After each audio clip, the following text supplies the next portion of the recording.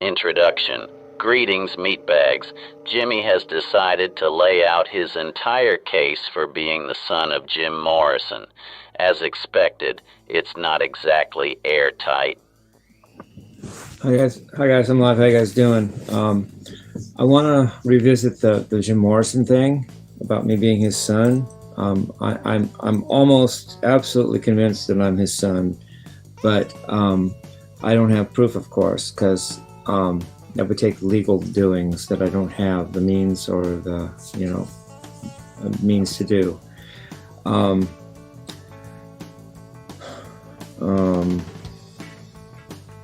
going to assume I'm his son until proven otherwise. In other words, I'm going to say that until proven otherwise, I believe I'm Jim Morrison's son. Oh, sorry, Jimmy. You don't get to do that. What you're trying to do is flip the burden of proof on an extraordinary claim. It's up to you to prove you are who you say you are, and given what you're about to say in a moment, you do a pretty good job of screwing that up. So, and I want to add another variable, another factor to that, in this video. There's no single thing that makes me not able to be his son. First of all, I was born in Ventura. That's an hour north of Venice Beach, where he was in the summer of '65. I was born in the winter of '66. So, all I would have had to do was be conceived in the spring of '66, which is not too long after summer of '65, and that Pam and Jim might have been still in the area. And then Very good, Jimmy. This is actual potential evidence that there is a non-zero chance your mom got knocked up by Jim Morrison after a show. Hell, maybe during a show. In winter of '66, I was born in Ventura, so it's the same general area as where Pam and Jim were known to be, and it's the same general time period of where they were known to be in such area. So there's that, and there's the fact that I kind of have his voice, "Come on, baby, light my fire." I can kind of do that throaty kind of tone he had, but yet not a great singer maybe, but still he had that unique voice. He was 5'11", I'm 5'9.5". I used to be 5'10", but I shrunk. Maybe it's the way I hunch and slouch. Maybe it's gravity, I don't know. But he was an inch taller because he was given, I believe, growth pills by his dad, Admiral Steve Morrison. So he might have only been my height naturally. Maybe he gained an inch, maybe an inch and a half, by being given growth pills that I wasn't given. So the height matches, skin tone matches, hair color matches, hair length matches. He didn't have the longest hair, but he had long brown hair. I have longer brown hair. It used to be longer when I was younger, and when I was 28, it was longer. Yeah, same hair color as him, same general tone of skin. He was purported to be Irish and Scottish. My 23andMe says that I'm 86.5% English and Irish, so similar genetic background. Oh, geez, Jimmy, that is incorrect. If the DNA test was accurate enough to narrow down heritage to such specific geography, it would have told you that you have Scottish heritage too. Since you don't, by your evidence, you are not Jim Morrison's son. Sadly, for you needed to go 2 for 2 on the questions of Irish and Scottish heritage. You only got 1. Thanks for playing. We have no parting gifts at all for you. Background, at least according to 23andMe, and according to what I've heard about him being Irish and Scottish. Scottish and Irish and English are all around the same area, I think. So the genetics match, at least what 23andMe tells me.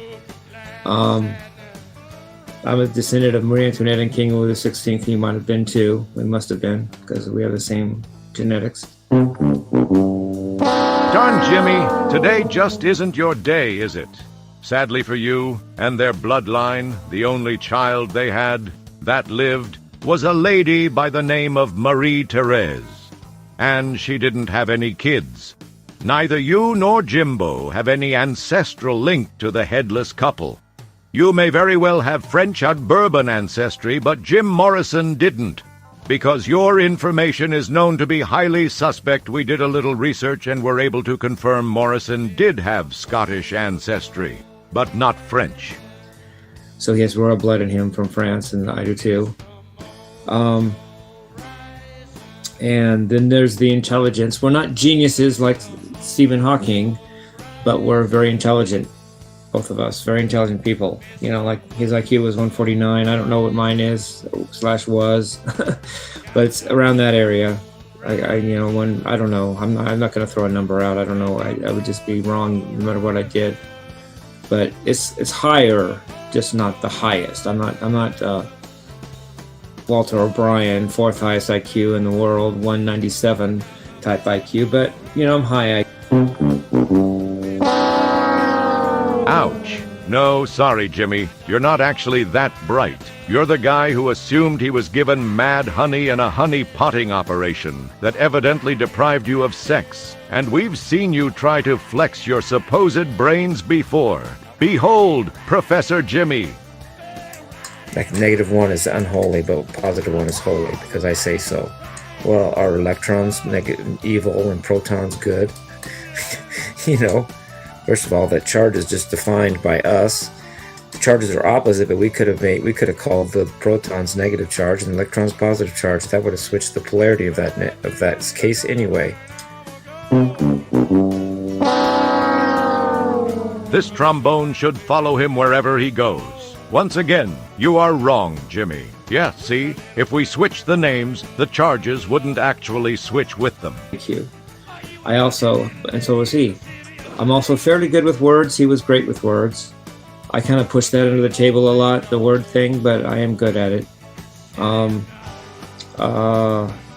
We both have a naivete to our personality. We can be very gentle, and yet at the same time we can be very mean and in your face and threatening sometimes. I don't know, very stern, very, very don't screw with me type. But at the same time we can be very naive. And he had this girl named Princess that used to put his hair and her hands in his hair, and he would say thank you. He was like really gentle soul, and yet he could be very domineering and mean if he wanted to be.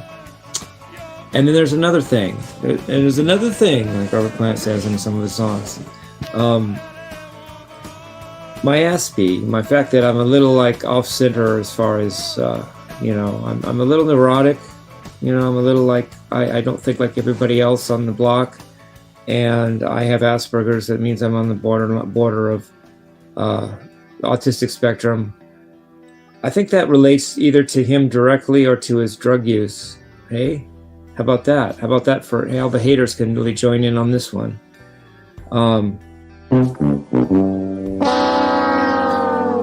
Oof. Sorry, Jimmy. The kind of drugs Morrison favored wouldn't have damaged his sperm like that. Turns out, if your daddy's sperm had anything to do with your disorder, it's more likely because he was older than normal or he was exposed to toxic chemicals. Like pesticides, for example. You're weird without drugs because you're just weird without drugs.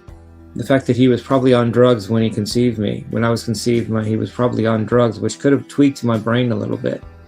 Which is explained by my tweaked brain. Eh? True, right?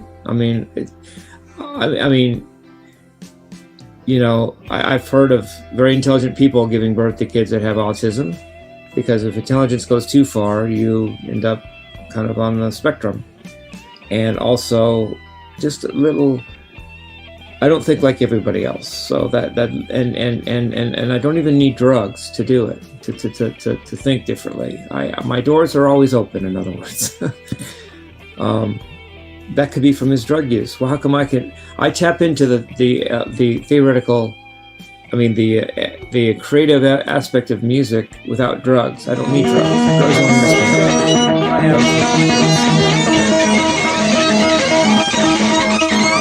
Drugs don't that sensitivity to drugs, and that feeling like I'm already on them sometimes could also be from his drug use when I was conceived. It's very conceivable. That's very consistent with me being Jim Morrison's son. Where'd I get this weirdness if I'm just Joe Blow's son and daughter? So there's that too. So with all this evidence, and plus I just have a gut feeling I'm his son. Dude, that's not nothing. I just have a gut feeling that I'm his son. I've had something weird, like feeling like that since high school. I told you guys when I When I was in high school, I took GATE, Gifted and Talented Education classes, and we got to take the Fridays off and take mini courses. And I took one called The Poetry of Jim Morrison, and another one called The Poetry of Rock and Roll. And in the Poetry of Jim Morrison class, for the last day of school, we watched Live at the Hollywood Bowl, The Doors, 1968, and something told me that, is that me on stage? Is that like I would do that?